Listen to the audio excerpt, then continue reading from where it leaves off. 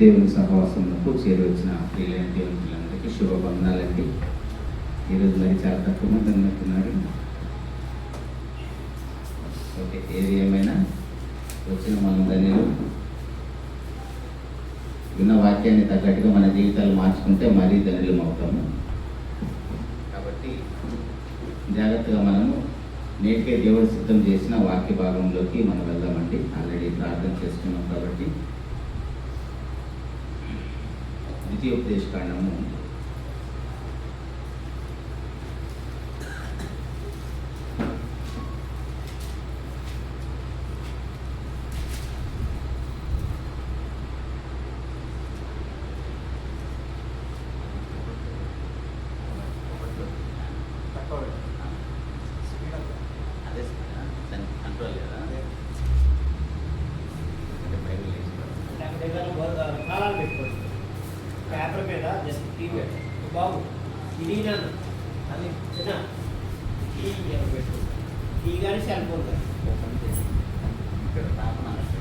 కొంచెం వెనక సైడ్ పెట్టి ఒకే సైడ్ వెళ్ళేటట్టు బయటికి తిరగకుండా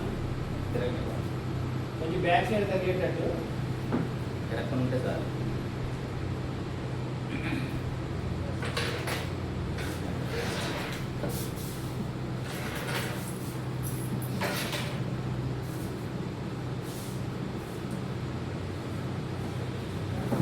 ద్వితీయోపదేశకాండము 4వ అధ్యాయము 6వ వచనం నుంచి చదువుతున్నామండి. ద్వితీయోపదేశకాండము 4వ అధ్యాయం 6వ వచనం నుంచి. ఈ కట్టడలన్నిటిని మీరు గైకొని అనుసరింపవలెను. వాటిని గూర్చి విను జనముల దృష్టికి అదే మీకు జ్ఞానము, అదే మీకు వివేకము. వారు చూచి నిశ్చయముగా ఈ గొప్ప జనము జ్ఞాన వివేచనలు గల జనమని చెప్పుకొందురు. ఏలయనగా మనము ఆయనకు మొరపెట్టినప్పుడల్లా మన దేవుడైన యెహోవా మనకు సమీపముగా నున్నట్టు మరి ఏ గొప్ప జనమునకు ఏ దేవుడు సమీపంగా ఉన్నాడు. మరియు నేడు నేను మీకు అప్పగించుచున్న ఈ ధర్మశాస్త్రం అంతటిలో ఉన్న కట్టడలను నీతి విధులను గొప్ప జనమే. చాలు. ప్రభునందు ప్రియమైన దేవుని వారారా, ఇక్కడ చదవబడిన వాక్య భాగము ఇది. మనకంటే ముందున్న దేవుని పిల్లలు ప్రభువైన యేసుక్రీస్తు వారు రాకముందు భూలోకానికి ఇశ్రాయేలు జనాంగానికి ఏ దేవుడైతే యెహోవా ఉన్నారో ఆయన ప్రజలకి ఉన్న ఆధిక్యత గురించి వ్రాయబడుతున్న మాట. ఆరిన నేల మీద ఉన్న మనుషులందరికంటే ఎవరు గొప్పవాళ్ళు అంటే, ఏ దేవుడైతే ప్రజలకు దగ్గరగా ఉన్నాడో, ఏ ప్రజలైతే దేవుడికి మొరపెట్టినప్పుడల్లా, ఎప్పుడు మొరపెట్టినా సరే ఆ దేవుడు వాళ్ళకు ఉత్తరం ఇస్తున్నాడు. ఆ దేవుడు ఎంత గొప్పవాడో ఆ దేవుడు కలిగిన ప్రజలు కూడా అంతే గొప్పవారు. అయితే లోకంలో ఉన్న వారికి ఈ ప్రజలకు ఉన్న తేడా ఏంటంటే, ఈ గొప్ప జనము జ్ఞాన వివేచన గల జనం అని చెప్పుకుంది. అంటే జ్ఞానము వివేచన కలిగిన జనం ఎవరంటే, ఏ జనాలకైతే దేవుడు ధర్మశాస్త్రాన్ని ఇచ్చాడో, గొప్ప కట్టడలను ఇచ్చాడో, నీతి విధులు గల ఈ యొక్క ధర్మశాస్త్రాన్ని ఇచ్చాడు, వాళ్ళు లోకంలో ఉన్న ప్రజలతో పోల్చినప్పుడు చాలా గొప్పవారు, చాలా జ్ఞానవంతులు, వారికి మంచేదో చెడేదో తెలుసు. అలాంటి ప్రజలు లోకంలో ఉన్నవారితో పోల్చి చూసినప్పుడు చాలా గొప్పగా ఉండాలి. ఎందుకంటే అంత గొప్ప దేవుడు ఉన్నాడు, అంత గొప్ప ధర్మశాస్త్రాన్ని, నీతి విధులు కలిగిన ధర్మశాస్త్రాన్ని దేవుడు వారికి ఇచ్చినప్పుడు, ఆ కట్టడలు అవన్నీ వారు విన్నప్పుడు, నేర్చుకున్నప్పుడు ఇంకా ఆ ప్రజలు ఎలా ఉండాలి? మనకు అర్థమవటానికి ఇది కొంచెం కన్ఫ్యూజన్గా ఉన్నా, మనకు అర్థమవటానికి స్కూల్కి వెళ్ళే పిల్లవాడికి స్కూల్కి వెళ్ళని పిల్లవాడికి తేడా ఉంటుందా? స్కూల్కి వెళ్ళే పిల్లవాడు ఎలా మాట్లాడతాడు, పెద్దలను ఎలా గౌరవిస్తాడు, ఇవన్నీ మనకు తెలుసు. అదే స్కూల్కి వెళ్ళని పిల్లవాడు ఇవేమీ తెలియదు. అలాగని ఇప్పుడు బైబిల్ కలిగిన దేవుని పిల్లలు, బైబిల్ లేని లోకంలో ఉన్న ప్రజలకి తేడా ఏది చెప్తుంది? దేవుని మాటలు వింటున్న మనము లోకంలో ఉన్నవారితో పోల్చినప్పుడు ప్రత్యేకంగా కనబడాలి. ప్రత్యేకంగా కనపడాలంటే తెల్ల బట్టలు వేసుకొని చేతిలో బైబిల్ పట్టుకొని కనపడప్పుడల్లా వందనాలు చెప్పుకుంటా అలా కాదు. మన మాటలు కానీ మన క్రియలు కానీ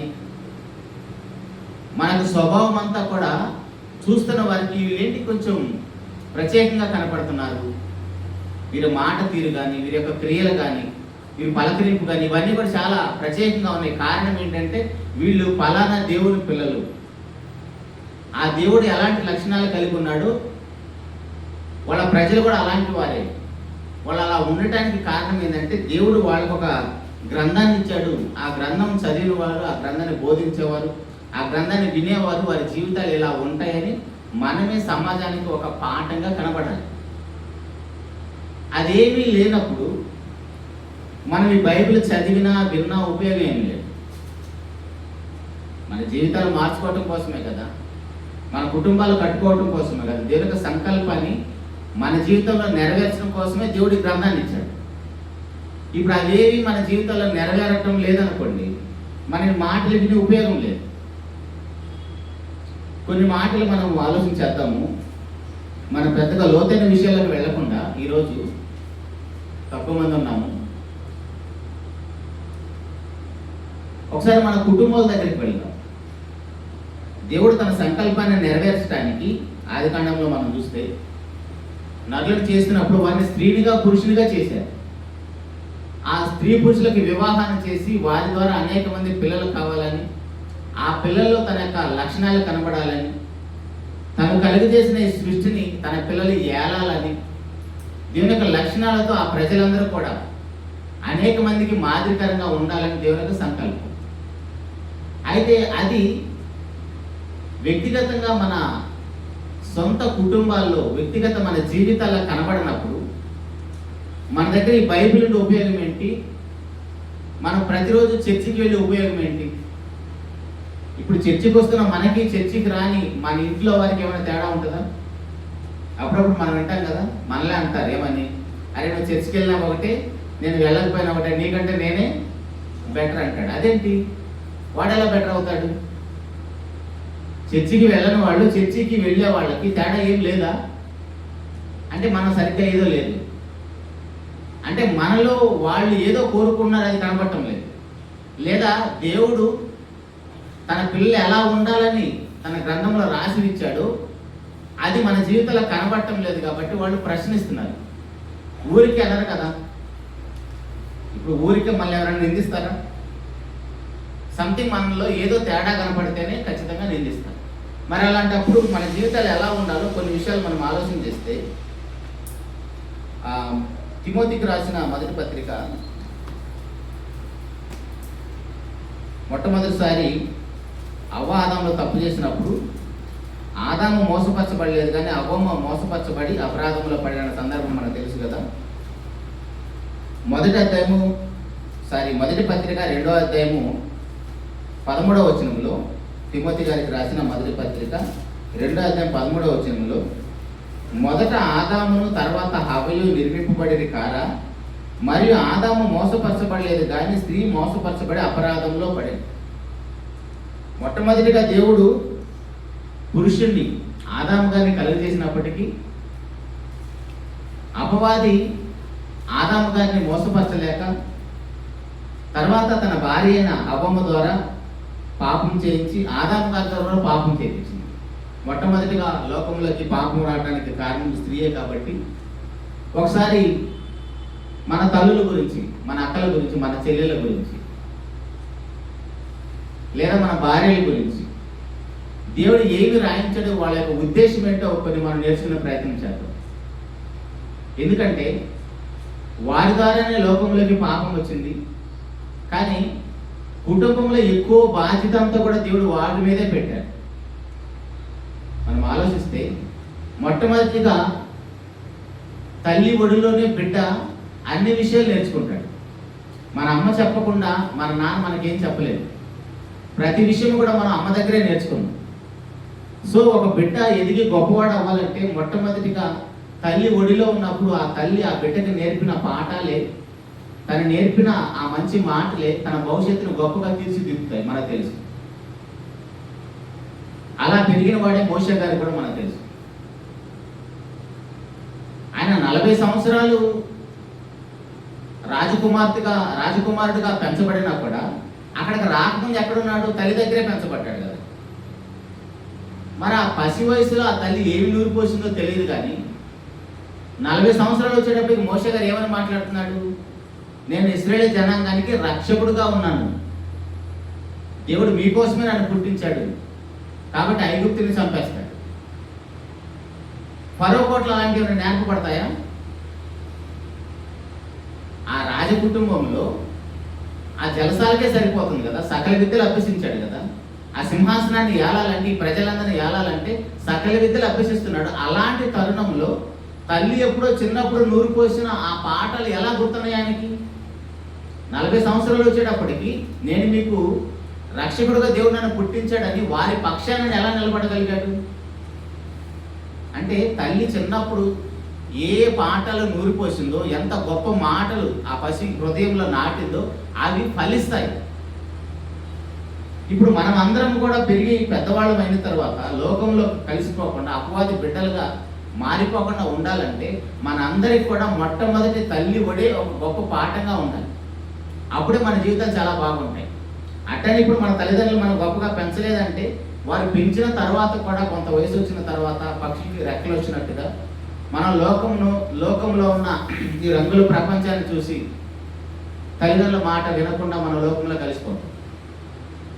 మరి ఇలాంటి పరిస్థితుల్లో దేవుని యొక్క సంకల్పం ఎలా నెరవేర్చబడుతుంది? దేవుడు అవాదాలను సృజించి మన స్వరూపమందు మన పోలిక చొప్పున, అంటే దేవుని యొక్క లక్షణాలతో నరులను చేసిన తర్వాత ఆ లక్షణాలు తన పిల్లల్లో చూడాలని దేవుడు చూసినప్పుడు ఆ లక్షణాలన్నీ ఎక్కడ కనపడాలి? మన కుటుంబాల్లో కనపడాలి. అలాంటి మంచి లక్షణాలతో ఉన్న కుటుంబాలన్నీ దేవుని సంఘానికి వచ్చినప్పుడు ఆ సంఘం చూస్తే పరలోక రాజ్యం దేవుని సన్నిధి కనబడుతుంది. ఇప్పుడు ఆ లక్షణాలన్నీ కనబడాలంటే మొట్టమొదటిగా వ్యక్తిగతంగా మనలో కానీ మన కుటుంబాల్లో కానీ ఆ లక్షణాలు లేవనుకోండి, మనం ఈ గ్రంథాన్ని పుట్టుకునే ఉపయోగం ఏమైనా ఉందా? సంవత్సరాలు తరబడి బైబిల్ చదువుతాము, వింటాము, ప్రకటిస్తాము. చిన్నప్పటి నుంచి అదే మాటలు, తల్లి అదే చెప్తుంది, తండ్రి అదే చెప్తాడు. చర్చికి వచ్చిన తర్వాత పాస్టర్స్, సంఘ పెద్దలు యవనస్తుల కోడికల్లోను, గృహ కోడికల్లోను, మీటింగుల్లోను, ఆరాధనలోను, బైబిల్ క్లాసులు అన్నీ ఇవే వింటున్నాం కదా. ఇవన్నీ విన్న తర్వాత ఆ లక్షణాలు మనలో లేవనుకోండి, అలాంటప్పుడు మనకి ఇది ఉపయోగం ఏంటి? ప్రకటించే ఉపయోగం ఏంటి? ఇలా ప్రజలందరూ కూడా, లోకంలో ఉన్న ప్రజలందరూ కూడా సెల్ ఫోన్ దగ్గర, టీవీల దగ్గర బయట షికారులు చేస్తుంటే మనమే పర్టికులర్గా వచ్చి దేవుని సన్నిధిలో ఎందుకు గడపాలి? వాళ్ళకి మనకి తేడా లేనప్పుడు, ఆ లోకం నుంచి దేవుడు మనం ప్రత్యేకించిన తర్వాత కూడా వారికి మనకి ఏమీ తేడా లేనప్పుడు మనం ఈ మాటలు ధ్యానించే ఉపయోగం ఏంటి? దీనికోసం సమయాన్ని వెచ్చించే ఉపయోగం ఏంటి? కాబట్టి ప్రభునందు ప్రియమైన దేవుని వల్ల మన కుటుంబాలు అనేవి దేవునికి మహిమకరంగా ఉండాలంటే ఖచ్చితంగా మనము మన పాత్రకు న్యాయం చేయాలి. మనం మన పాత్రకు న్యాయం చేయాలంటే కొన్ని విషయాలు మనం ఆలోచన చేస్తే చాలా ఇబ్బందికరంగా ఉంటాయి మన కుటుంబాలే. ఇప్పుడు మనం సంఘం కంటే ముందుగా మన కుటుంబం దగ్గరికి వెళ్తే మన అమ్మ, మన నాన్న, లేదా మనము పిల్లలుగా మనకు బాధ్యతల విషయంలో మనం ఆలోచన చేస్తే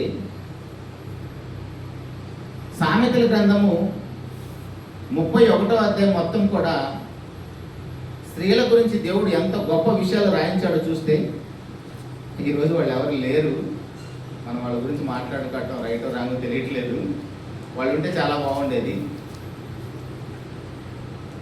సామెతల గ్రంథం 31వ అధ్యాయం మొత్తం కూడా ఒక తల్లి తన బిడ్డల కోసం ఎంత మంచి విషయాలను బోధించాలని దేవుడు చెప్తాడో చూస్తే ఒకసారి చదువుతాను. అందరం బైబిల్ చూద్దాం. సామెతల గ్రంథం 31వ అధ్యాయం. రాజైన లెమూయేలు మాటలు అతని తల్లి అతనికి ఉపదేశించిన దేవోక్తి. అతని తల్లి అతనికి ఉపదేశిస్తున్న దేవోక్తి అంట. నా కుమారుడా నేనేమందును, నేను కన్న కుమారుడా నేనేమందును, నా మృక్కులు మృక్కి కనిన కుమారుడా నేనేమందును, నీ బలమును స్త్రీలకు ఇయ్యకము, రాజులను నశింపజేయు స్త్రీలతో సహవాసం చేయకము. ద్రాక్షరసము త్రాగుట రాజులకు తగదు, లెమియలు అది రాజులకు తగదు. మద్యపానాసక్తి అధికారులకు తగదు, త్రాగిన ఎడల వారు కట్టలను మరుతురు. దీనులకు అందరికీ అన్యాయం చేయదు. ప్రాణము పోచున్న వానికి మద్యము నీయుడి, మనోవ్యాకులం గల వారికి ద్రాక్షరసము నీయుడి. వారు త్రాగి తమ పేదరికమును మరుతురు, తమ శ్రమను ఇక తలంచుకుందురు. మగవారికి దిక్కులేని వారికి అందరికీ న్యాయము జరుగునట్లు నీ నోరు తెరువుము. నీ నోరు తెరిచి న్యాయముగా తీర్పు తీర్చుము. దీనులకును శ్రమపడు వారికి దరిద్రులకును న్యాయం జరిగింపుము. గుణవతి అయిన భార్య దొరుకుట అరదు, అట్టిది ముత్యము కంటే అమూల్యమైనది.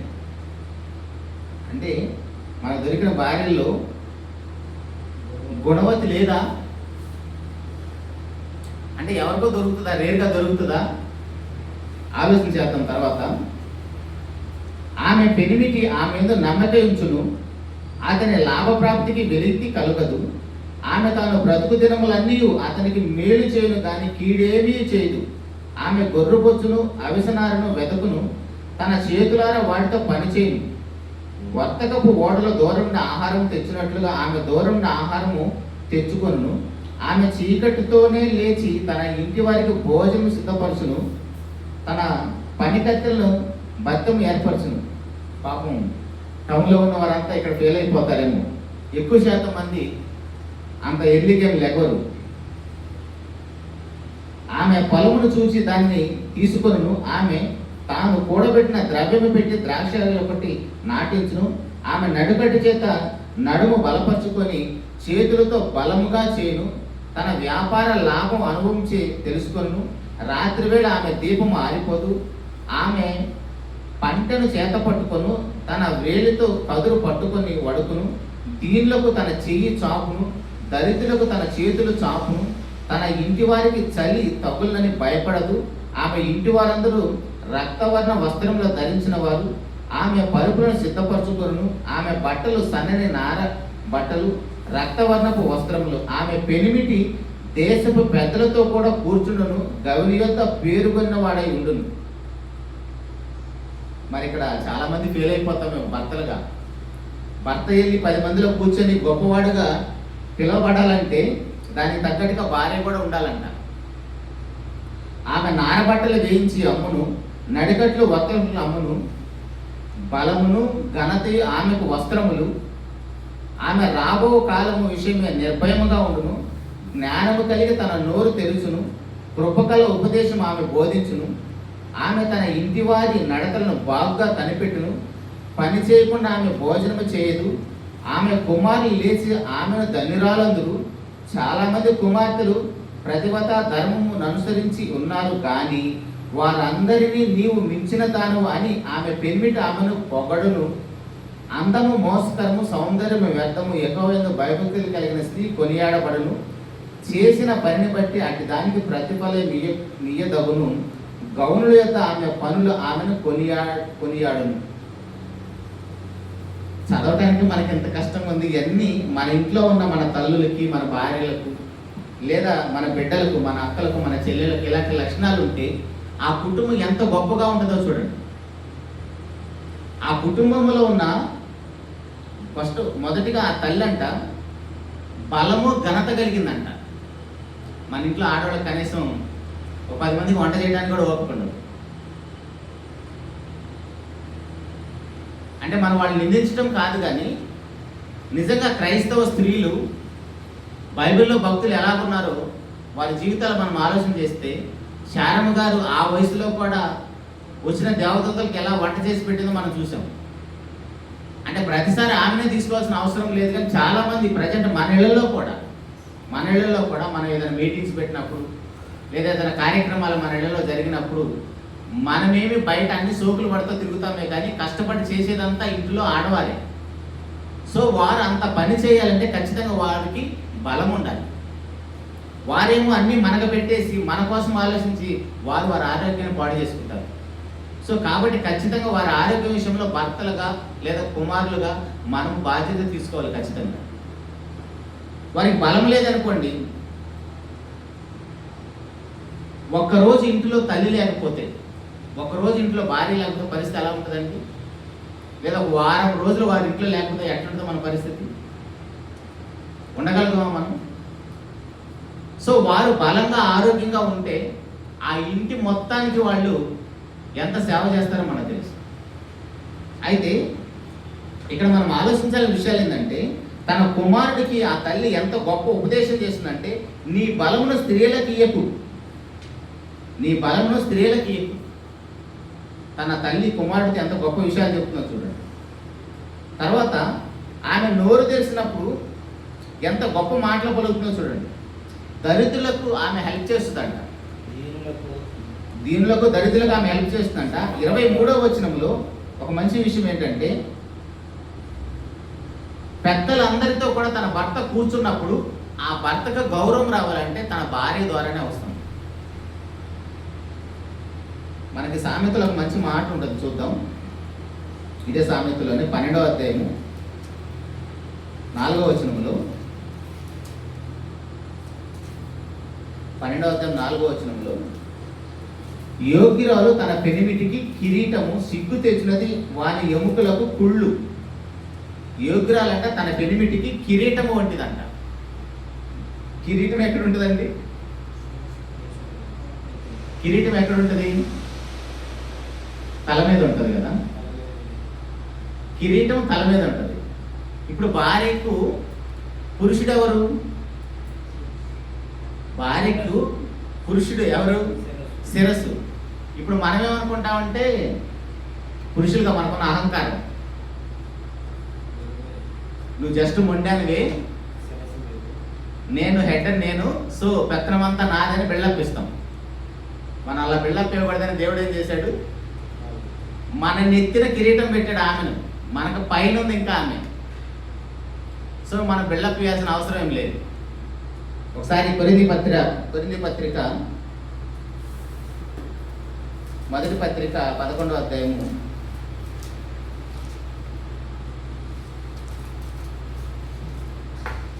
కొరింథీయులకు రాసిన మొదటి పత్రిక 11వ అధ్యాయం 3వ వచనంలో, ప్రతి పురుషునికి శిరస్సు క్రీస్తనియు, స్త్రీకి శిరస్సు పురుషుడనియు, క్రీస్తునకు శిరస్సు దేవుడనియు మీరు తెలుసుకునవాలని కోరుచున్నాను. ఇక్కడ ఎవరికి ఎవరు బిల్డప్ ఇవ్వాల్సిన అవసరం ఏమీ లేదు. సరే, తండ్రి అయిన దేవుని ప్రభు యేసుక్రీస్తు అని కొంచెం మన పక్కన పెట్టి మన గురించి మనం ఆలోచన చేస్తే, మనకున్న అహంకారం ఎంత ఉంటుందండి పురుషులుగా? మన మీద ఉద్యోగం చేస్తున్నామని, డబ్బులు సంపాదిస్తున్నామని, మొత్తం స్త్రీ మీద పెత్తనమే చేస్తున్నాం ఎక్కువ శాతం. వారా నోరు తెరిచి ఏం చెప్పలేదు, బయటపడలేదు. అఫ్కోర్స్ కొన్ని కుటుంబాల పరిస్థితులు వేరుంటాయి, కానీ కొన్ని కుటుంబాల పరిస్థితులు వేరుగా ఉంటాయి. ఇప్పుడు మనం అన్ని యూనివర్సల్గా తీసుకోలేము కాబట్టి స్త్రీ పురుషులు ఇద్దరు కూడా మనం గమనించాల్సిన దేవుని పిల్లలుగా, పరిశుద్ధ గ్రంథాన్ని కలిగిన దేవుని పిల్లగా మనం ఏమి ఆలోచన చేయాలంటే, స్త్రీ పురుషులు ఎక్కువ తక్కువ ఏమీ కాదు. స్త్రీ పురుషులు ఎవరికి ఎవరు ఎక్కువ తక్కువ ఏమీ కాదు. వారిని స్త్రీనిగా పురుషునిగా దేవుడే కలుగజేశారు. దేవుని యొక్క స్వరూపంలోనే, దేవుని యొక్క పోలికలోనే స్త్రీని పురుషులు ఇద్దరిని చేశారు. అక్కడ ఎక్కువ తక్కువ ఏమి లేదు.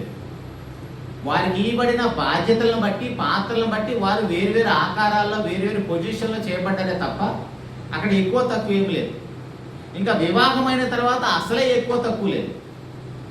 ఇప్పుడు ఏక శరీరం అయిన తర్వాత, ఇప్పుడు మనకి రైట్ హ్యాండ్ గొప్పదా, లెఫ్ట్ హ్యాండ్ గొప్పదా అంటే ఏం చెప్తాం? ఎక్కువ తక్కువ చెప్పలేము కదా, రెండు ఈక్వలే కదా. ఎక్కువ తక్కువ అని చెప్పడానికి లేదు. ఇప్పుడు భార్య భర్తలు ఇద్దరుగా వివాహం అయిన తర్వాత ఏక శరీరం అని దేవుడు చెప్పిన తర్వాత, ఎందుకు వివాహాన్ని ప్రారంభించింది ఎవరు? దేవుడే కదా. ఇప్పుడు వివాహాన్ని ప్రారంభించిన దేవుడే మీరు మీ తల్లిదండ్రులను విడిచేసి ఏక శరీరంగా ఉండాలని చెప్పినప్పుడు, ఇప్పుడు ఏక శరీరమైన భార్య భర్తలు ఇద్దరిలో ఒకరి మీద ఒకరికి అసూయ, ద్వేషాలు, పగలు, ప్రతీకారాలు ఎందుకు ఉంటాయి?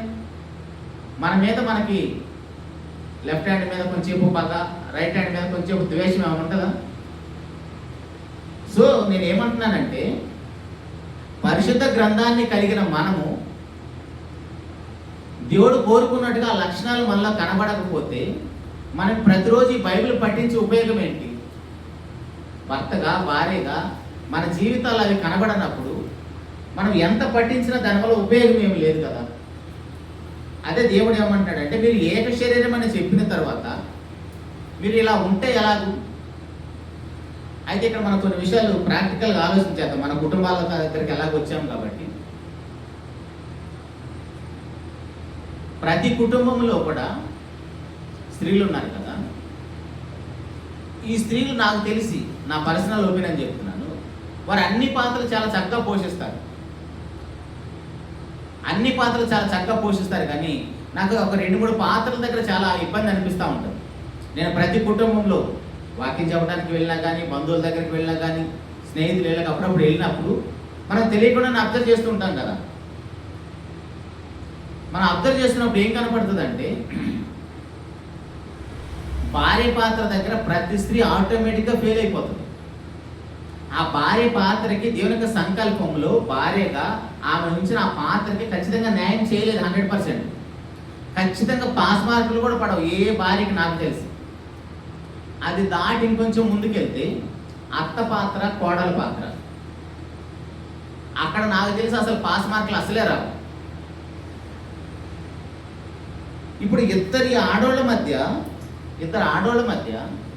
అత్త మధ్య లేదంటే కోడల మధ్య, వీళ్ళిద్దరి మధ్య వారికి ఉన్న యుగోల వలన వీళ్ళిద్దరి మధ్యలో ఒకడు ఉంటాడు. వాడి పరిస్థితి ఏమైపోతుంది? ఆడ ఎవ్వడికి చెప్పుకోలేడు ఆ బాధ. ఇప్పుడు దాంట్లో మనం కూడా ఉన్నాం. ఇటు చూస్తేనేమో అమ్మ, అటు చూస్తేనేమో భార్య. నిజంగా వీళ్ళిద్దరు కానీ దేవుని సంకల్పం ఎరిగి ఉంటే ఆ ఇంటిలో యజమాని చాలా ఆరోగ్యంగా ఉంటాడు. ఇందాక మనం చదువుకున్న కదా సామెతల గ్రంథం 31వ అధ్యాయంలో, ఆ యజమాని, ఆ కుటుంబ యజమాని లేసి ఎంత మందిలో కూర్చున్నా సరే అతనికి ఘనతగానే ఉంటుంది. ఎప్పుడు? కుటుంబంలో వీళ్ళిద్దరు బాగుంటే. కుటుంబంలో తల్లి, ఇటు పక్క భార్య, వీళ్ళిద్దరే కానీ ఆ పాత్ర సరిగ్గా న్యాయం చేయకపోతే ఈ భర్త సమాజంలోకి వెళ్ళేసి ఏమీ మాట్లాడలేడు, విలువే ఉండదు. ఇప్పుడు పురుషుడిగా నువ్వు నీ భార్యకి శిరసైనప్పుడు, ఆ శిరస్సుకు ఘనత ఎప్పుడు వస్తుంది? కిరీటం పెట్టబడ్డప్పుడు. ఆ శిరస్సుకి కిరీటం పెట్టబడితే ఆ తలకి ఇంకా ఘనత వస్తుంది. సో ఇప్పుడు నువ్వు భర్తగా, కుటుంబ యజమానిగా, తండ్రిగా సమాజంలోకి వెళ్ళేసి నలుగురిలో నిలబడి మాట్లాడుతున్నప్పుడు నీ మాటకు విలువ రావాలన్నా, నీకు ఘనత రావాలన్నా అక్కడ కుటుంబ పరిపాలన చేసిన వాడే ఉండాలి. కానీ అక్కడ పోతే మనం అందరం ఫెయిల్. ఎందుకు? కన్నా తల్లికి చెప్పలేము, ఇటు భార్యకి చెప్పలేము. వాళ్ళిద్దరి యుగోల మధ్య ఈ పురుషుడు ఎంత బాధపడుతూ ఉంటాడు ప్రతి కుటుంబంలో చూడండి. అలాంటప్పుడు మనకి బైబిల్ ఉండే ఉపయోగం ఏంటి? మన చేతిలో బైబిల్ ఉండే ఉపయోగం ఏంటి? అఫ్కోర్స్ ఇంటి పనులన్నీ తల్లి చక్కగా చేస్తుంది, భార్య చక్కగా సమర్థిస్తుంది, మనకంటే చాలా గొప్పగా చేస్తారు వాళ్ళు. అందుకే మనం ప్రారంభంలో మాట్లాడుకున్నట్టుగా ఒక వారం రోజులు ఇంట్లో స్త్రీ లేకపోతే ఆ కుటుంబంగా ఉండదు. ఇంటికి దీపం వెళ్ళాలన్నారు కానీ ఇంటికి దీపం పురుషుడు ఎక్కడ ఎవరు చెప్పలేదు. కానీ పెత్తనం అంతా మనమే చేస్తాము. ఇదంతా వాళ్ళు ఇసుకుపోయో ఏమో తెలియదు కానీ వాళ్ళు వచ్చి పైన కిరీటంగా ఉన్న వాళ్ళని ఎత్తినెక్కి కూర్చుంటున్నారు. కానీ మనమేమో ప్రతిరోజు బైబిల్ పట్టుకొని బైబిల్ క్లాసులు కానీ, ప్రార్థనలని, మీటింగ్లని ప్రతిరోజు పోతా ఉంటే మన చుట్టుపక్కల చూస్తూ ఉంటారా, చూడరా? అప్పుడు వాళ్ళు ఏమనుకుంటారు మన విషయంలో? మీకంటే మేమే బెటర్ అనుకుంటా ఉంటారు. ఎందుకు? ప్రతిరోజు మన ఇంట్లో ఇవే గొడవలు ఉన్నాయి కదా. ప్రతిరోజు మన ఇంట్లో పేరుకే క్రైస్తవులు కానీ ప్రతిరోజు మన ఇంట్లో అత్త కోడల మధ్య గొడవలు, భార్య భర్తల మధ్య గొడవలు. ఒకసారి పిల్లల్ని ఎందుకు వదిలేయాలి? పిల్లల దగ్గరికి వెళ్దాం పదండి. రోమిలికి రాసిన పత్రిక 1వ అధ్యాయము. పిల్లలు కూడా ఏం తక్కువ కాదు కదా.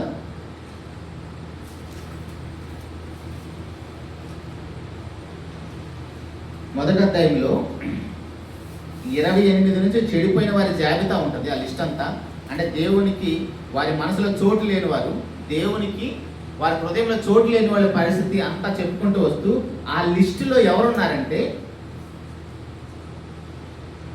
30వ వచనంలో తల్లిదండ్రులకు అవిధేయులైన పిల్లలు. ఎవరు తల్లిదండ్రులకు అవిధేయులు? పిల్లలే కదా, గర్భాన పుట్టిన పిల్లలే కదా. ఎందుకు ఈ పిల్లలు తయారయ్యారు అంటే, మన గర్భాన పుట్టిన పిల్లలు మనకి ఎందుకు అవిధేయులు అయ్యారంటే, వాళ్ళ ముందు మన ప్రవర్తన బాగోలేదు.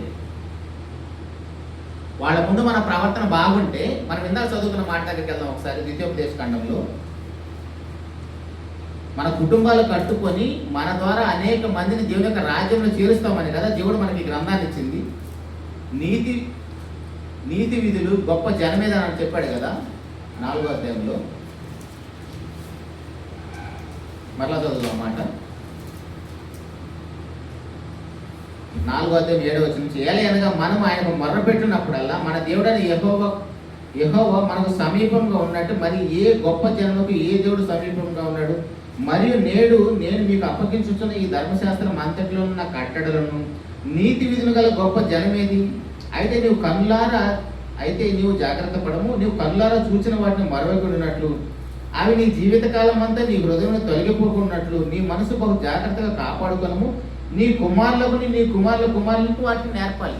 అంటే మన పిల్లలకే కాదు, మన మనవలకి మనవరాళ్ళకు కూడా వాటిని నేర్పేటట్టుగా దేవుడు మనకిచ్చిన ఆ జ్ఞానం అంతటిని, ఆ నీతి న్యాయాలు కలిగిన ఆ కట్టడాలన్నీ మన హృదయంలో ఉంటే మనము దేవుడు చెప్పినట్లుగా బ్రతుకుతాము. మనం బ్రతుకుతుంటే మనల్ని చూసి ఆటోమేటిక్గా మన పిల్లలు కూడా బ్రతుకుతారు. కానీ మనమేమంటే ఈ మాటలు వింటాము, ప్రకటిస్తాము, కానీ వాటిని పాటించము. సో దానివల్ల మన పిల్లలు కూడా వినటానికి అలవాటు పడతారు, ప్రకటించడానికి అలవాటు పడతారు, సంఘానికి వెళ్ళటానికి అలవాటు పడతారు, కానీ వాళ్ళ జీవితాల్లో ఆ వాక్యానికి విలువ ఇవ్వరు. సో కాబట్టి ఆటోమేటిక్గా వాళ్ళు మన చేతులు దాటిపోయిన తర్వాత, కొంత వయసు వచ్చిన తర్వాత మనం అంటే వాళ్ళకి గిట్టదు. మనం ఏమి చెప్పినా వాళ్ళు మన మాట వినరు. కారణం ఏంటంటే, నువ్వు చిన్నప్పటి నుంచి నిన్ను మేము చూస్తున్నాం, అన్నీ మనం చేసే క్రియలన్నీ మన పిల్లలు పక్క వాళ్ళు చెప్తారు కానీ మనకు చెప్పరు. మీరు ఎప్పుడన్నా నా పిల్లలు మాట్లాడుకునేటప్పుడు వినండి, మన గురించి ప్రతి విషయాన్ని అబ్జర్వ్ చేస్తారు. మనం ఏం మాట్లాడతాం, ఎన్ని అబద్ధాలు ఆడతాం, ఇవన్నీ పిల్లలు చాలా చక్కగా గమనిస్తారు. సో ఇప్పుడు అలాంటి పిల్లలకి మనము మంచి నీతి మాటలు, దేనికి వాక్యాన్ని చెబుతుంటే వాడు హృదయంలో ఏమనుకుంటాడు, ఇన్నర్ ఫీలింగ్ ఎలా ఉంటుంది? నువ్వు అన్నీ చెబుతావు కానీ నువ్వు మాత్రం ఏం పాటించవు, నాకు మాత్రం చెబుతావు అనుకుంటాడా? కానీ బయటపడి చెప్పలేడు. సో కాబట్టి మన కుటుంబాలు దేవునికి అనుకూలంగా బ్రతకాలంటే, దేవుడు చెప్పినట్లుగా దేవుని సంకల్పాన్ని మనం నెరవేర్చాలంటే ప్రాబ్లం అంతా మన దగ్గరే ఉంది. నీ కుటుంబానికి హెడ్ నువ్వైనప్పుడు, శిరస్సు నువ్వైనప్పుడు ఆ కుటుంబాన్ని పరిపాలన ఎలా చేయాలి? దానికి కూడా బైబిలే ఆధారం ఉంది. మన సొంత నిర్ణయాలు ఏం చేయాల్సిన అవసరం లేదు. మన కుటుంబాన్ని దేవుని యొక్క భయం భక్తిలో పెంచుకోవాలంటే, మన కుటుంబాలు దేవుని యొక్క సన్నిధిలో మనము కట్టుకోవాలంటే మన సొంత నిర్ణయాలు ఏం అవసరం లేదు. ప్రతిదానికి దేవుడే చెప్తున్నాడు. ఎఫెసీయులకు రాసిన పత్రిక 5వ అధ్యాయము 22వ వచనం నుంచి మనం చూస్తే, ఎఫెసీయులకు రాసిన పత్రిక 5వ అధ్యాయం 22వ వచనం నుంచి, స్త్రీలరా ప్రభువునకు వలె మీ సొంత పురుషులకు లోబడి ఉండుడి. స్త్రీలకు చెప్తాడు. ముందుగా ఏమంటున్నాడంటే, ప్రభువునకు వలె మీ సొంత పురుషులకు లోబడి ఉండాలి. ప్రభువునకు వలె అంటే ప్రభువైన యేసుక్రీస్తు వారు తండ్రి అయిన దేవునికి ఎలా లోబడి ఉన్నాడో, తన సంకల్పాన్ని నెరవేర్చడానికి ఆయన ఎన్ని శ్రమలు పడ్డాడు, దానివల్లే ప్రతి స్త్రీ కూడా ప్రభువునకు వలె మీ సొంత పురుషులకి, ఇక్కడ ప్రభువైన యేసుక్రీస్తు వారికి స్త్రీలు ఎలా లోబడతారో అలా మీ సొంత పురుషులకి మీ యజమాని కూడా లోబడమని చెబుతూ, ఇంకొక విషయాన్ని కూడా ఏం చెప్తున్నాడంటే, ప్రభువైన యేసుక్రీస్తు వారు తండ్రి అయిన దేవునికి ఎలా లోబడ్డాడో అలా లోబడాలని చెప్తున్నాడు. ఇప్పుడు ఇవన్నీ వినటానికి, ప్రకటించడానికి బాగానే ఉంటుంది, కానీ లోబడతారా? ఇప్పుడు వాళ్ళు మనకు లోబడాలంటే కింద పురుషుల గురించి చెప్తున్నాడు. 25వ వచనంలో చదువుకున్న 23 నుంచి కూడా, క్రీస్తు సంఘమునకు శిరసై ఉన్నలాగున పురుషుడు భార్యకు శిరసై ఉన్నాడు. క్రీస్తే శరీరమునకు రక్షకుడు ఉన్నాడు. సంఘము క్రీస్తునకు లోబడినట్టుగా భార్యలు కూడా ప్రతి విషయంలో తమ పురుషులకు లోబడవలెను. ఇప్పుడు పురుషుల గురించి మాట్లాడుతున్నాడు చూడండి. పురుషులారా, మీరును మీ భార్యను ప్రేమించాలి. ఎలా ప్రేమించాలి? మన భార్యను ఎలా ప్రేమించాలో మనకు తెలియదు. మన భార్యను మనం ఎలా ప్రేమించాలో మనకు తెలిస్తే ఖచ్చితంగా మన భార్య మనకు లోబడుతుంది.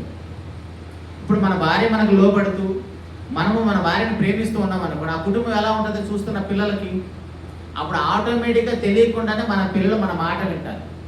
అప్పుడు మన పిల్లలు పాతాళానికి వెళ్ళే జాబితాలో ఉండరు. ఒకసారి సామెతలోకి వెళ్ళేసి వద్దాం. ఎందుకంటే తల్లిదండ్రులుగా మనము పిల్లల మీద పెత్తనమే చేస్తాము, కానీ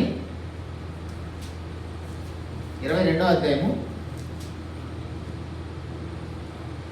23వ అధ్యాయం 13వ వచనంలో, సామెతల గ్రంథము 23వ అధ్యాయం 13వ వచనం, నీ బాలులను శిక్షించడం మానుకొనకము, బెత్తంతో వాడిని కొట్టిన ఎడల వాడు చావకూడను, బెత్తంతో వాడిని కొట్టిన ఎడల పాతాళంలో పోకుండా వాడి ఆత్మ నీవు తప్పించదు. ఇక్కడ బాగానే ఉందండి. పిల్లల్ని దేవుడు కొట్టమని చెప్తున్నాడు. ఎలా కొట్టమని చెప్తున్నాడు? బెత్తంతో కొట్టమని చెప్తున్నాడు. ఇప్పుడు మనం ఏం చేసామంటే కొట్టడానికి అలవాటు పడ్డాం కానీ దేవుడు చెప్పినట్టుగా మన పాత్రకు న్యాయం చేయట్లేదు. వాడా మనల్ని తిరిగి కొట్టలేడు.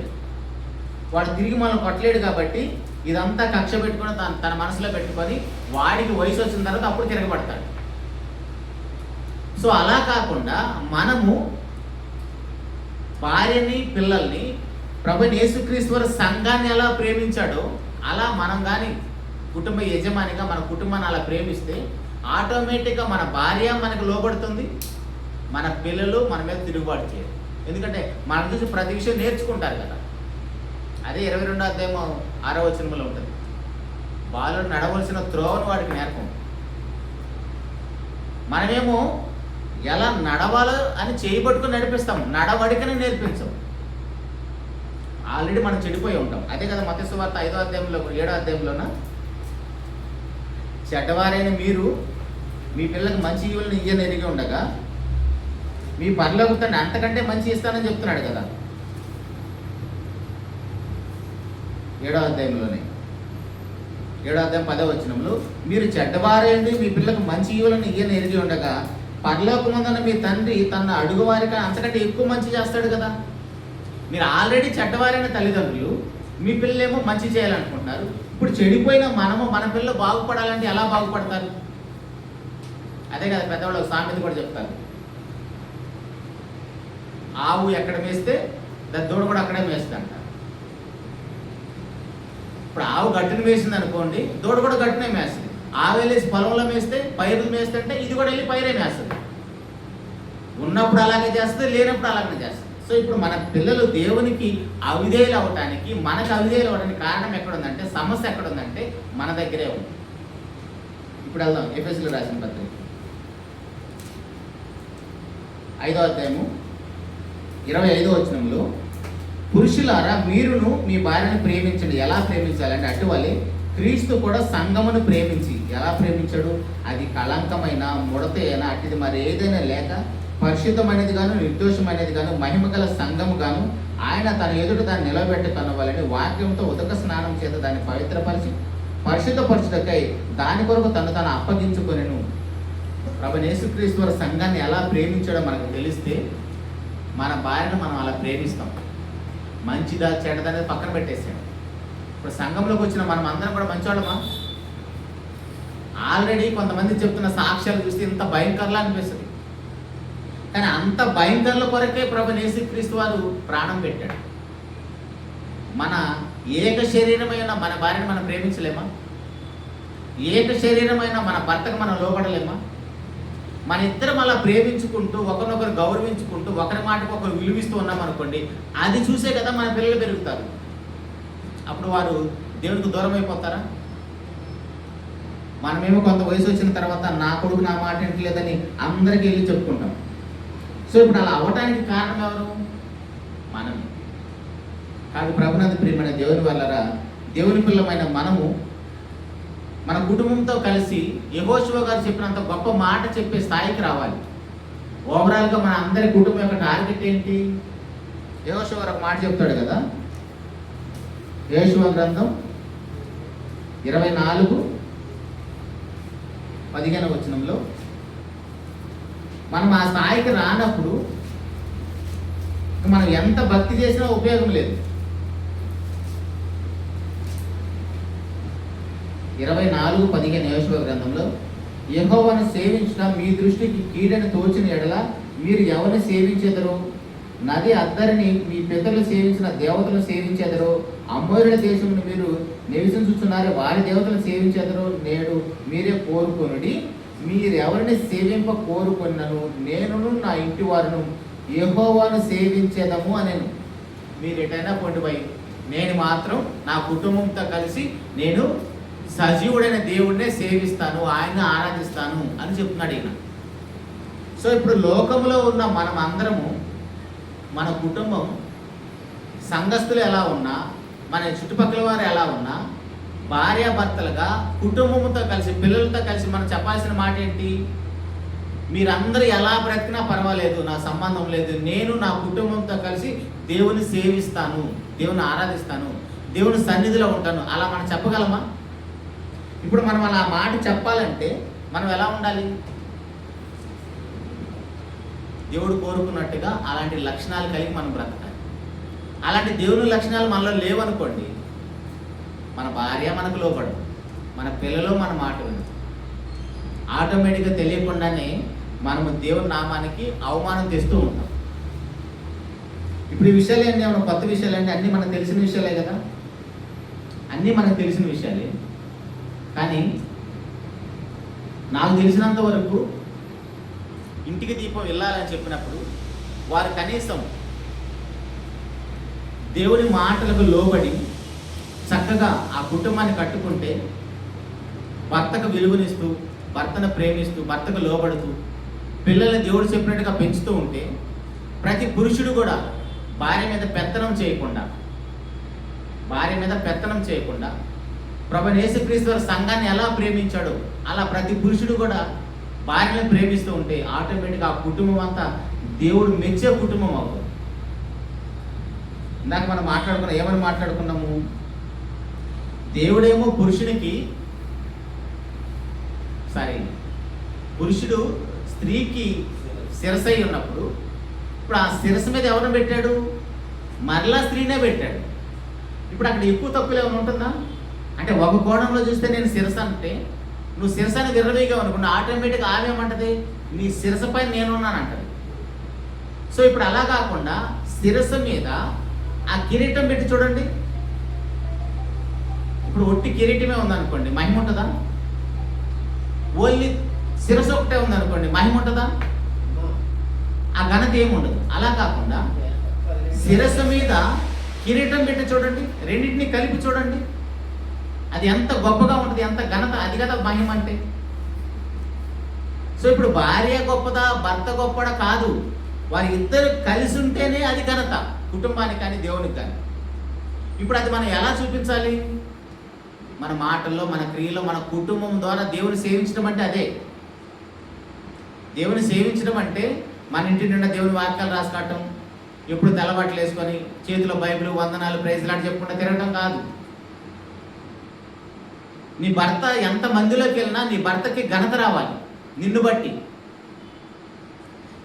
ఆ శిరస్సుకి ఘనత ఎప్పుడు? కిరీటం ఉన్నప్పుడు కదా. ఇప్పుడు ఆ కిరీటమే లేదనుకుని ఆ తలకి మహిమ రాదు. కాబట్టి ప్రభునందు ప్రియమైన దేవుని వారు ముగించుకుందాం. ఇంతవరకు మనం విన్న మాటలు అన్నీ మనకు తెలిసి విన్నప్పుడు కూడా ఈ మాటలు మన జీవితాల్లో ఫలాలు రాకపోతే, ఈ మాటలు మన జీవితాల్లో ఫలాలు తీసుకొని రాకపోతే డాక్టర్లు ఏమని చెప్తారు? అన్న మెడికల్ ఫీల్డే కదా, హాస్పిటల్లోనే ఉంటాడు ఉదయం లేస్తే. డాక్టర్లు చెప్పే మాట ఏంటంటే, ఇంకా ఈ పేషెంట్కి ఎన్ని మందులు వాడినా పని చేయవు. ఎందుకు? ఆ మెడిసిన్ రిసీవ్ చేసుకోలేకపోతుంది బాడీ. ఎంత స్పెషలిస్టులు వచ్చినా, ఎంత కాస్ట్లీ మెడిసిన్ వాడినా ఆ బాడీ ఆ మెడిసిన్ రిసీవ్ చేసుకోలేకపోతుంది. ఏంటి పరిస్థితి? పూలేసి సాగనంపటమే. సో ఇప్పుడు ఎంత వాక్యం విన్న తర్వాత కూడా మన జీవితాల్లో దేవునికి తగ్గట్టుగా మన జీవితాల్లో ఆ ఫలాలు రాకపోతున్నాయి అంటే అర్థం ఏంటి? డాక్టర్ చెప్పే మాటే దేవుడు మనతో కూడా చెప్పే పరిస్థితి వస్తుంది. మనం ఇంకా బ్రతికున్న అవకాశం ఉంది. కాబట్టి తల్లిగా, తండ్రిగా, భర్తగా, భార్యగా, పిల్లలుగా మనం అందరం కలిసి దేవుని నామానికి మహిమ తెచ్చేవారిగా ఉండాలి తప్ప దేవుని నామానికి అవమానం తెచ్చేవారిగా ఉండకూడదు. అలా ఉండాలంటే ప్రతి కుటుంబంలో ప్రతి పురుషుడు ప్రతి స్త్రీ వారి వారి పాత్రలకు న్యాయం చేయాలి. అలా న్యాయం చేయాలంటే ఎలా చెయ్యాలో కూడా మనం బైబిల్ చదివితే చాలు. ఆ పాత్రలకు మనం ఎలా న్యాయం చేయాలో కూడా బైబిల్ చదివితే చాలు. మన సొంత నిర్ణయాలు ఏం అవసరం లేదు. చివరి ఒక మాట చూద్దాం. ఇందాక మనం చదువుకున్న ఎఫెసీ పత్రికలోని భార్యాభర్తల మధ్య గొడవలు వచ్చినప్పుడు కూడా మూడో మనిషి వెళ్ళాల్సిన అవసరం లేదు. వారి మధ్యలో వాక్యం ఉంటే చాలు.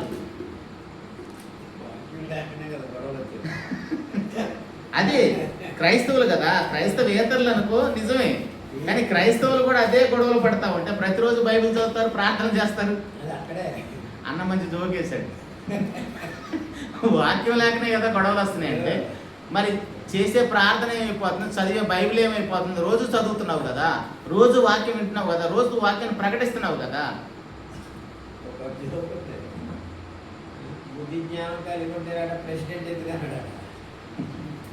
అందుకని సరే పేతురు రాసిన మొదటి పత్రిక వెళ్దాం. మనకి ఏమి తెలియకపోయినా మనం బైబిల్ దగ్గరికి వెళ్తే సరిపోతుందండి. కాకపోతే ఇందాక మనం మాట్లాడుకుంది అదే, డాక్టర్ చెప్పే పరిస్థితి మన దాకా రాకూడదు. వీళ్ళకి మెడిసిన్ పని చేయదనే స్థితికి మనం రాకూడదు. వాత వేయబడిన మనస్సాక్షిలాగా మనం ఉండకూడదు. స్పందించాలి. స్పర్శ కోల్పోతే ఏంటి? కొంతమందికి కాళ్ళు చేతులు పడిపోతాయి. అంటే ఏంటి? పక్షవాతం వచ్చేసింది, పని చేయట్లేదు. ఆ అవయవం పని చేయట్లేదు. ఇంకా ఉంటుంది, అవయవం ఉంటుంది, జీవించుతున్న పేరు మాత్రం ఉన్నది. ఉపయోగం ఏంటి? సో మనకి స్పర్శ ఉండాలి, ఆ సెన్స్ ఉండాలి. ఇప్పుడు మన మాటకు స్పందించలేదు అనుకోండి, మన చెవులు పని చేయట్లేదు. గిల్లాము గిచ్చాము, స్పందించట్లేదు అనుకోండి, అర్థం ఏంటి? ఏదో అయింది. సో అలా ఉండకూడదు. వాక్యము మన హృదయంలో పడుతున్నప్పుడు అపోస్తలుల కార్యాలు 2:38 పేతురు గారు ప్రసంగం విన్న తర్వాత వాళ్ళు ఎలా స్పందించారు? పేతురు గారు ప్రసంగం విన్న తర్వాత వాళ్ళు ఎలా స్పందించారు? అయ్యో ఇంత ఘోరం చేసాము మేము, మాకు పరిష్కారం ఏంటి? అది కదా స్పందన అంటే. ఇప్పుడు అలాంటి స్పందన మనకు రావటం లేదంటే వాక్యం చెప్పే వాళ్ళ ప్రాబ్లం ఉండాలా, లేదంటే వింటున్న మనలో ప్రాబ్లం ఉందా? 37 వారి మాట విని హృదయంలో నొచ్చుకొని, సహోదరులారా మేమేమి చేతమని పేతురును కడమ అపోస్తలులను అడగగా, పేతురు మీరు మారు మనసు పొంది పాపక్షమాపణ నిమిత్తం ప్రతివాడు యేసుక్రీస్తు నామమున బాప్తిసం పొందుడి, అప్పుడు మీరు పరిశుద్ధాత్మను వరము పొందుదురు. సో వాక్యం విన్నప్పుడు స్పందన రావాలి. ఏమి స్పందించట్లేదు అనుకోండి, మనకు కూడా పక్షవాతం వచ్చిందని అర్థం. పేతురు గారు రాసిన మొదటి పత్రిక 3వ అధ్యాయం ముగించేసుకుందాం.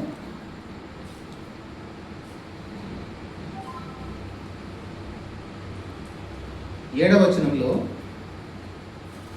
అటువలే పురుషులారా జీవమున కృపావరంలో మీ భార్యలు మీతో పాలువారై ఉన్నారని ఎరిగి ఎక్కువ బలహీనమైన ఘట్టమని భార్యను సన్మానించి మీ ప్రార్థనకు అభ్యంతరం కలగకున్నట్లు జ్ఞానం చొప్పున వారితో కాపురం చేయాలి. జ్ఞానం చొప్పున కాపురం చేయాలి వాళ్ళతోటి. లేకపోతే ఇందాక అన్నాడు అన్న, ఆ గొడవలు, కొట్లాట్లు, కోట్మెక్లు, విడాకులు, ఇప్పుడు అవన్నీ జరిగే కాడికి మనం బైబిల్ పట్టుకోవాల్సిన అవసరం ఏంటి? మనం కూడా ఒక రోజు కొట్టుకుంటా తిట్టుకుంటా విడాకులు తీసుకునేటప్పుడు మనకు బైబిల్ ఎందుకు? ఇంకా మనకు అవసరం లేదు. అవేవి మనలో ఉండకూడదు. మనం ప్రత్యేకించబడిన వాళ్ళ లోకంలో నుంచి దేవుడు ప్రత్యేకించుకున్నది అందుకోసమని మనం చూపించాలి కదా మన జీవితాల్లో. అవన్నీ లోకస్తులు చేస్తున్నారు, మనం చేస్తున్నప్పుడు వాళ్ళకి మనకు తేడా ఏముంది? ఇప్పుడు ప్రతి భార్య ఏడుపు ఎలా ఉంటుందంటే, నేను బాగానే ఉన్నానండి, నా పిల్లలు తీసుకుని చక్కగా సంఘానికి వెళ్తాను, నా భర్తే మారలేదంట. నీ భర్త మారకపోవడానికి కారణం నువ్వే. నీ భర్త మారకపోవడానికి కారణం నువ్వే. మొదటి వచనం చూడండి. అటువలే స్త్రీలారా మీరు మీ స్వపరుషులకు లోబడి ఉండండి. అందువలన వాళ్ళ ఎవరైనా వాక్యములకు అవిధేయులైతే వారు భయంతో కూడిన పవిత్రమైన మీ ప్రవర్తన చూసి వాక్యము లేకుండానే తమ భార్యల నడవడి వలన రాబట్టబడవచ్చును. సో నీ భర్తకు నువ్వు వాక్యం చెప్పాల్సిన అవసరం లేదా? రోజు నువ్వు వింటున్నావు కదా, ఆ వాక్యం యొక్క స్పందన నీలో కనిపిస్తే ఆటోమేటిక్గా నీ భర్త మారిపోతాడు. కానీ ప్రతి భార్య ఏడుపు పాస్టర్ దగ్గరికి వెళ్ళి ఏంటి, నా భర్త గురించి ప్రార్థన చేయండి, వాడు కొడతాడు, తిడతాడు, తాగొస్తాడు, ఇంట్లో డబ్బులు ఇవ్వడు, ఇలా అయిపోవడానికి కారణం నువ్వేం చెప్తుంది వాక్యం. ఎందుకంటే పవిత్రమైన ప్రవర్తనతో నువ్వు ఉంటే ఖచ్చితంగా వాక్యం లేకుండానే నీ భర్త మారతాడని వాక్యం మనకు సెలవిస్తుంది. పురుషులందరూ కూడా ఏడుపులు ఎలా ఉంటాయి? నా భార్య నా మాట విందు, నాకు లోపడదు. నీ భార్యతో జ్ఞానం చొప్పున కాపురం చేస్తే కుటుంబం బాగుంటుందని వాక్యం చెప్తుంది. సో ఇక్కడ ఇద్దరికి బోళ్ళంత ఇగోలు ఉన్నాయి, ఏక శరీరం అనుకోవటం లేదు. మన పెళ్లి ప్రసంగంలో చెప్పాను ఈ విషయాన్ని. ఇద్దరు ఏక శరీరమైనప్పుడు ఒకరినొకరు ఎలా ద్వేషించుకుంటారు? మన శరీరంలో ఏదైనా అవయవాన్ని మనం ద్వేషించుకుంటామా? ద్వేషించుకోం కదా. సో ఇప్పుడు మనం ఏక శరీరం అన్న సంగతి మర్చిపోయాం. నేను వేరు నువ్వు వేరు అనుకున్నాం కాబట్టి ఒకరినొకరు ద్వేషించుకుంటున్నాం. పగలు ప్రతీకారాలు ఈర్ష్య దేశాలతో బ్రతికేస్తున్నాం. మనల్ని చూస్తున్న మన పిల్లలు అంతకంటే భయంకరంగా తయారైపోతారు. ఓహో, నాకు కూడా రేపు వివాహం అయిన తర్వాత భర్తగా నేను నా కుటుంబాన్ని ఇలా నా గ్రిప్పులో పెట్టుకోవాలి అని కొడుకు అనుకుంటాడు. సేమ్ కూతురు ఏమనుకుంటుంది? ఓ, నాకు కూడా రేపు వివాహం అయిన తర్వాత నా భర్తను నా గుప్పిట్లో పెట్టుకోవాలి, కుటుంబాన్ని మొత్తాన్ని నేను ఏలాలని కూతురు అనుకుంటుంది. దేన్ని బట్టి? మన ఇద్దరి ప్రవర్తన బట్టి. కాబట్టి ప్రభునందు ప్రియమైన దేవుని వల్ల అలాంటి జీవితాలు మనలో ఖచ్చితంగా ఉంటాయి కాబట్టి ఖచ్చితంగా మనం మారు మనసు పొందాలి ఆ విషయాల్లో. అలా మారు మనసు పొందితే దేవుడు ఖచ్చితంగా మన అందరి కుటుంబం ద్వారా మనల్ని ఆశీర్వదిస్తాడు. మనం చేస్తున్న సేవను ఆయన అంగీకరిస్తాడు, మన ఆరాధన అంగీకరిస్తాడు. కుటుంబంలో గొడవ పడొచ్చి ప్రతి ఆదివారం దేవుడి సన్నిధిలో ఆరాధన చేస్తే ఆరాధన దేవుడు అంగీకరించాడు. అలాంటి పరిస్థితి లేకుండా దేవుడికి అనుకూలంగా బ్రతుకుతాం. అలాంటి కృప తండ్రి అయిన దేవుడు మనందరికీ అనుగ్రహించాలని మనస్ఫూర్తిగా కోరుకుంటూ ఈ మాటలు ముగిస్తున్నారండి. చిన్న మాట ప్రార్థన చేసుకుందాం. మహోన్నతుడా, జీవము కలిగిన మా నాయన, స్తోత్రము తండ్రి. ఇంతవరకు మమ్మల్ని అందరినీ ప్రేమించి మీ కృపలో భద్రపరిచి కొన్ని విలువైన మాటలతోనైనా మమ్మల్ని అందరినీ హెచ్చరించి బలపరిచి మా కుటుంబాలు ఎలా కట్టుకోవాలో మీరు మాకు ఇచ్చిన యొక్క గ్రంథాన్ని బట్టి భర్తగా, భార్యగా, పిల్లలుగా మేము ఎలా జీవించాలో, కుటుంబంతో కలిసి మిమ్మల్ని ఎలా ఆరాధించాలో మీరు మాతో మాట్లాడిన ప్రతి మాటను బట్టి స్తోత్రం నాయన. మహోన్నతుడా, మీ మాటలైతే వింటున్నాము కానీ, ధ్యానిస్తున్నాము, చదువుతున్నాము, ప్రకటిస్తున్నాము కానీ దానికి తగ్గట్టుగా స్పందన మాలో కనపడటం లేదు నాయన. దానికి తగ్గట్టుగా తండ్రి మేము స్పందించలేకపోతున్నాం తండ్రి. ఒకవేళ మాకు ఆత్మ సంబంధమైన పక్షవాతం వచ్చినదేమో దయతో మమ్మల్ని కనికరించండి తండ్రి. మమ్మల్ని అందరం ముట్టి స్వస్థపరచండి నాయన. మీరు మాట మాత్రం సెలవిస్తే సమస్తము జరుగుతుందండి. దయతో మమ్మల్ని కనికరించండి తండ్రి. మీరు కోరుకున్నంత గొప్ప జీవితం తండ్రి మేము జీవించాలంటే నాయన మీకు స్వరూపాన్ని కలిగి, మీకు పోలికను కలిగి తండ్రి ఈ లోకంలో మేమున్న పాత్రగా న్యాయం చేస్తూ తండ్రి నాశనానికి వెళ్ళేవారిని కాపాడే బాధ్యత కలిగి బ్రతుకు కృపను అనుగ్రహించండి తండ్రి. మా కుటుంబంలో తండ్రి అందరూ రక్షించబడిన వారు ఏమీ లేరు తండ్రి.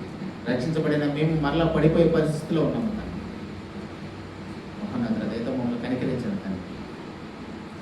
సులువుగా చిక్కులు పెట్టే పాపాల్లో పడిపోకుండా నాయన పరిశుద్ధ గ్రంథాన్ని చదువుతున్న మేము, పఠిస్తున్న మేము, బోధిస్తున్న మేము దానికి తగ్గట్టుగా మా జీవితాలు మార్చుకుంటకు మా అందరిలో తన్ని మారుమనసును దయచేయండి నాయన.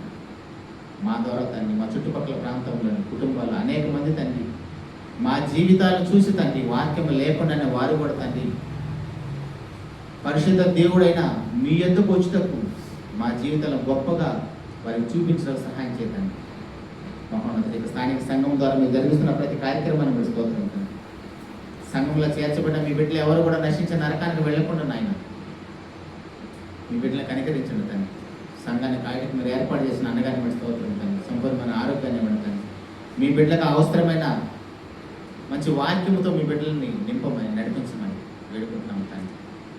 సంఘ పెద్దలందరినీ బట్టి స్తోత్రం తండ్రి. మహోన్నతుడా, సంఘంలో చేర్చబడిన స్త్రీలు, పురుషులు, పెద్దలు, చిన్నలు అందరూ కూడా తండ్రి మీ నామానికి మహిమకరంగా బ్రతుకుటకు కుటుంబంతో వచ్చిన ఆయన మిమ్మల్ని ఆరాధించడం తండ్రి మా ఆరాధన మీరు అంగీకరించేందుకు గొప్ప జీవితాలు మేము కలిగి బ్రతుకు సహాయం చేయమని అల్పుడైన నాకు తండ్రి మీ సమాజం ఎదుట నిలబడి మీ మాటలు పంచుకుంటున్న భాగ్యాన్ని బట్టి స్తోత్రాలు చెల్లించుకుంటూ సమస్త మహిమ గంత ప్రభావాలు మీకు ఆరోపిస్తూ మీకు ప్రియ కుమారుడు మా ప్రభువైన యేసుక్రీస్తు వారి పరిశుద్ధమైన నామములో ప్రార్థించి అడిగి పొందుకొని ఉన్నాము తండ్రి. ఆమేన్. అందరి వందనాలండి. Thank you.